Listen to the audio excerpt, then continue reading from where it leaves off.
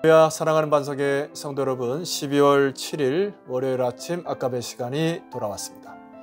오늘은 역대하 27장과 28장을 주일과 이어서 함께 묵상하고자 합니다. 주일날 말씀드렸듯이 우리 신앙을 조정경기에 비유할 수 있겠습니다. 조정경기를 통해서 선수들은 앞날은 알 수가 없어요. 앞을 잘 볼 수가 없습니다. 그러나 흘러온 역사와 과거는 보고 교훈을 받을 수 있습니다. 그래서 우리 신앙인들은 과거를 보고 역사를 보고 그것들을 평가하고 반성하는 일이 참 중요하죠. 만약에 그렇지 않을 경우에 그런 일들을 우리가 동일하게 반복하거나 아니면 더 악해지는 경우가 있습니다. 자, 그런 경우가 오늘 요담과 아하스 왕이 그렇게 전철을 밟거든요. 자, 먼저 요담을 한번 봤으면 좋겠습니다. 요담은 27장 2절 말씀 한 문장으로 요약이 돼요. 여러분 27장 2절 말씀을 보겠습니다. 요담이 그의 아버지 우시아의 모든 행위대로 여호와 보시기에 정직하게 행하였으나, 정직하게 행하려고 노력은 했으나 여호와의 성전에는 들어가지 아니하였고 백성은 여전히 부패하였더라. 우시아 왕의 잘못된 제사장의 권한을 침해하여 문둥병에 걸리자 그것의 교훈을 받았어요. 그래서 본인은 성전에 들어가서 향을 피우지는 않았으나, 이런 뜻이에요. 그런데 백성은 여전히 부패했더라, 이렇게 꼬리표가 따라붙습니다. 그러니까 결과적으로 요담의 개혁도 실패하게 됩니다. 이유가 무엇일까요? 열왕기하 15장 35절 말씀을 함께 이어서 읽으셔야 합니다. 요담은 오직 산당을 제거하지 아니하였으므로 백성이 여전히 그 산당에서 제사를 드리며 분향하였더라. 요담이 여호와의 성전의 윗문을 건축하니라. 자, 다시 말씀드리면 우시아 왕의 말년에 그의 모습에 놀라서 문둥병에 걸린 아버지를 보고 깜짝 놀라서 이제 성전을 멀리한 개혁은 혼자 끙끙대면서 이루도록 했지만은, 그러나 여러분, 리더자는 어떤 존재입니까? 백성과 더불어 함께 개혁을 이루고 함께 돌이켜야 되는 것인데 백성들의 삶의 뿌리까지 개혁하기는 실패하는 아쉬움을 남겼습니다. 우시아 왕의 과오를 잘못 해석하고 적용한 사례입니다. 즉, 백성들의 신앙을 올바로 인도하지 않았다는 것에 죄의 무게가 있는 것입니다. 성도 여러분, 이 요담을 통해서 좀 아쉬움이 있죠. 그것은 우리가 역사를 통해서 보아왔습니다마는 온전한 개혁을 이루지 못하는 그런 안타까움을 봅니다. 자, 그의 다음은 그의 아들이었던 아하스의 스토리입니다. 이 사람은 과거를 제대로 보지도 않았습니다. 그리고 해석하려고 하지도 않아요. 그리고 평가도 없고 반성도 없습니다. 아나무인격의 사람이고 제멋대로 방식으로 인생을 살았던 참 악한 왕으로 기록되어 있습니다. 그래서 대놓고 에스라는 2절부터 28장 2절부터 이렇게 그를 이야기합니다. 2절 말씀 읽어드리겠습니다. 이스라엘 왕들의 길로 행하여 바알들의 우상을 부어 만들고. 자, 그는 이스라엘 왕들의 길로 그냥 행하기 시작했다. 그래서 첫 번째로 바알들의 우상을 부어 만들기 시작했다. 즉, 점집을 만들어 곳곳에 세우기 시작했다. 타락의 징조죠. 3절 말씀, 흰놈의 아들 골짜기에서 분향하고 이스라엘 자손 앞에서 쫓아내신 이방 사람들의 가증한 일을 본받아 그의 자녀들을 불사르고. 자, 이방 풍습과 종교를 그대로 따라하는, 카피하는 것이 아주 탁월한 왕 중에 하나였습니다. 거의 카피하는 수준이에요. 흰놈의 아들 골짜기에서 그의 자녀들을 불사르는 이방 풍습을 그대로 카피하는, 나쁜 것을 아주 그대로 베끼는.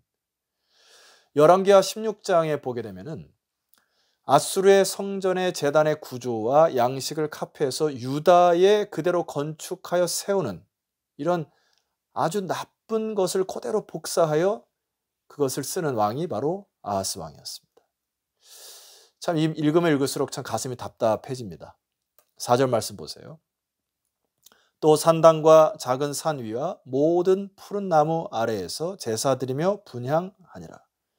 산당과 작은 산, 이것은 우리가 이해를 하는데 여기 푸른 나무라고 하는 단어는 무엇이에요? 푸른 나무 아래에서 제사드렸다. 그리고 분향했다. 이 다른 이 히브리어 어원을 보면 멋있어 보이는 나무들마다, 즉 복을 줄 만한 것들, 희귀하고 아주 멋스러운 것들마다 찾아가서 제사드리고 분향을 했다. 여러분, 하나님을 떠나니까 하나님 외에 복이 된다고 하는 것, 우상들은 죄다 받아들이는 이 아하스 왕을 봅니다. 여러분, 주일날 말씀드렸듯이 영은 마치 그릇과 같다 말씀드렸어요. 무엇을 담느냐가 굉장히 중요합니다. 이 아하스 왕은 온갖 잡다한 거짓 영과 탐욕과 그리고 각종 물질, 권력, 이 모든 것들을 마구 그냥 집어넣어서 하나님 외에는 다 모든 것을 사용하여 극한 끝판왕으로 변질되는 이 아하스 왕을 보게 됩니다. 그런데 이 속에서도 하나님은 이 아하스 왕을 놓지 않으세요. 그것이 곳곳에 등장을 합니다. 여러분 5절 말씀 보실까요? 그러므로 그의 하나님 여호와께서, 자, 에스라가 뭐라고 표현합니까? 그의 하나님 여호와께서 그를 아람 왕의 손에 넘기심에. 여러분 5절에 이제 전쟁이 있게 되는데 아람과 북이스라엘이 연합하여 남유다를 침공하게 됩니다. 이유가 뭘까요? 그를 깨우치기 위한 것이에요. 근데 이 싸움이 아주 독특한 싸움으로 기록되어 있는데 유다의 용사, 즉 정예군이 하룻밤 만에 12만 명이 죽습니다. 여러분, 이것은 많은 그 역사의 기록에서도 보면 이렇게 정예군이 12만 명이 싹쓸이 되는 일은 극히 드문 일이에요.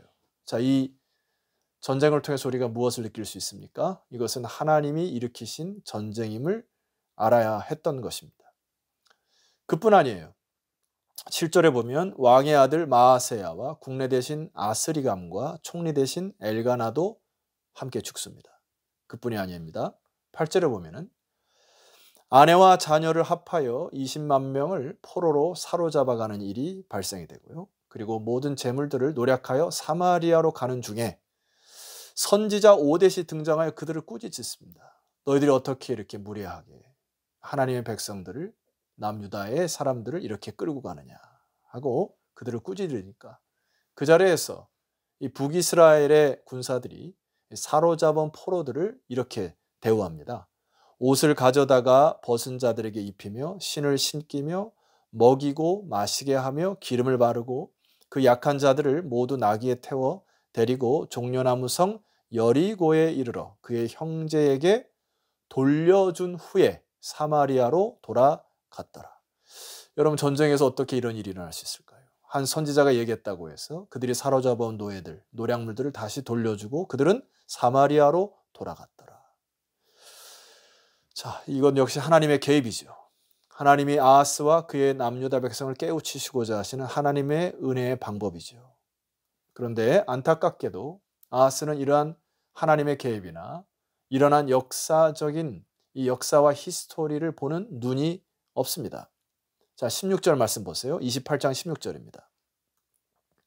그때에, 어느 때입니까? 하나님의 은혜로 개입하셔서 백성들이 돌아오는 그때에, 이제 지금 이 순간 아하스가 절묘하게 하나님께 무릎 꿇어 회개하고 돌아와야 할 그때에 아하스 왕은 더 악하게 행합니다. 무엇을 행할까요?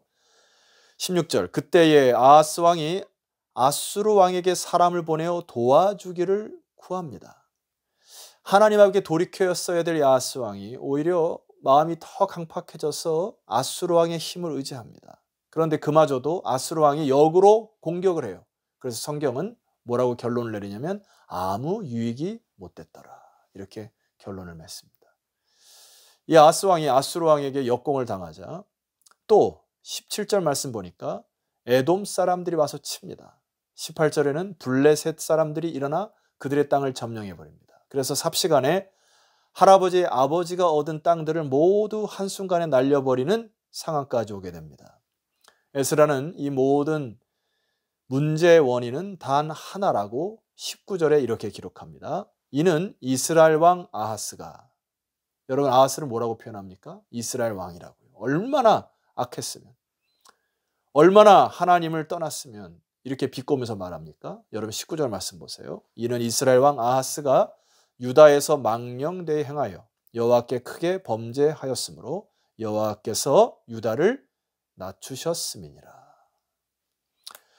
22절 말씀 보세요. 이 아하스 왕이 곤고할 때에 더욱 여호와께 범죄하였다. 강팍해졌어요. 무릎을 꿇어야 되는데 더욱 범죄하기 시작했습니다. 23절 자기를 친 다메섹 신들에게 제사하여 이르되 아람 왕들의 신들이 그들을 도왔으니 나도 그 신에게 제사하여 나를 돕게 하리라 하였으나 끝까지 돌이키지 않습니다. 그 신이 오히려 아하스와 온 이스라엘을 망하게 하였더라. 자, 25절입니다. 유다 각 성읍에 산당을 세워 다른 신에게 분향하여 그의 조상들의 하나님 여호와를 진노하게 하였더라. 그래서 이 아하스는 에스라의 평가대로 악한 왕들은 이스라엘 열왕의 묘실에 들어가지 못하였다 하고 마침표를 찍습니다. 아하스 왕은 자기 왕이 영원할 것처럼 그렇게 권력욕에 사로잡혀 타락의 길로 갔습니다. 그의 영화는 고작 16년이었어요. 꽃과 같이 활짝 폈다가 금방 져버리는 그런 왕의 영화를 너무나 목말라하고 갈망했던 것 같습니다. 여러분, 우리가 하나님을 오해하면 이런 요담과 아하스 왕처럼 살아가게 됩니다. 하나님은 선하시고 하나님은 우리를 위하여 끊임없이 은혜를 베푸시는 하나님을 오해하면 하나님은 우리가 잘못하면 벌하시고 꾸짖으시는 그런 엄한 하나님으로 자꾸 오해를 하여 하나님을 떠나고 자기 멋대로 인생을 살다가 이런 패망에 이르게 됩니다. 오늘 우리가 이 요담과 아하스 왕을 통하여서 깊이 배워야 할 교훈은 다시 말씀드립니다. 우리는 앞일을 내다볼 수도 없고 예견할 수도 없습니다. 그러나 앞에 살아갔던 이 잘못 살았던 사람들, 신앙의 모습들, 그런 죄들을 통하여 다시 회개하고 돌이키고 또 잘한 점들은 본받아서 반성하고 평가하여 그것을 적용하는 신앙의 모습이 저 여러분에게 회복되기를 소망합니다. 자, 우리가 어제 뉴스를 듣고 참 마음이 많이 무겁습니다. 다시 2.5 단계로 격상이 되어서 사회 전반에 또 교회마저도 다시 온라인으로 하나님께 예배를 드려야 되는 참 답답한 현실이 되었습니다. 자, 그러나 지금 우리가 더 힘쓰고 애써야 될 것은 무엇인가 하니 주일날 말씀드렸듯이 우리 교회가 교회 본질을 회복하여 안디옥 교회처럼 선교적 교회로 변모하는 또 성숙하는 그런 계기로 삼았으면 좋겠습니다. 그리고 저와 여러분의 신앙을 진정으로 평가하고 반성하여 신앙의 본질을 회복했으면 좋겠습니다. 그리고 다른 영, 악한 영, 유혹의 영에 우리가 사로잡혔던 것들이 있다면, 그래서 육과 혼이 끌려 사는 삶이 있다면 빨리 회개하시고 하나님의 영으로 다시 새롭게 되어 선교적 삶, 그리고 안디옥 교회 같이 선교적 교회로 변모하는, 그리고 안디옥 교회의 그 아름다운 리더십들이 서로 사랑하고 존경하고 함께 어울러져 아름다운 주의 나라를 이루었던 것처럼, 자, 그렇게 만들어져 가는 이 코로나 시대에 교회와 여러분의 신앙이 다시 살아 움직이는 그런 결실을 맺기를 주의 이름으로 축원합니다. 기도드리겠습니다. 하나님 아버지, 감사합니다. 우리로 하여금 이 성경을 통하여 역사를 보게 하시고 또 하나님의 나라가 어떻게 이루어지는지 보게 하시는 은혜 감사합니다. 잘못된 것은 빨리 회개하고 고치고 또 잘했던 것들은 더 이어져 이 방송을 듣는 모든 주의 백성들이 선교적 삶을 살아가는 그런 믿음의 백성들 되게 하시고, 또 우리 교회가 안디옥 교회와 같이 선교적 교회로 변화하고 성숙되는 이 시기가 되게 하여 주옵소서. 예수 그리스도의 이름으로 기도드렸사옵나이다. 아멘. 자, 성도 여러분, 내일 아침 다시 한번 찾아뵙겠고요. 월요일 아침 그래도 하나님 백성으로 힘있게 오늘도 살아가시기를 부탁드리겠습니다. 내일 뵙겠습니다.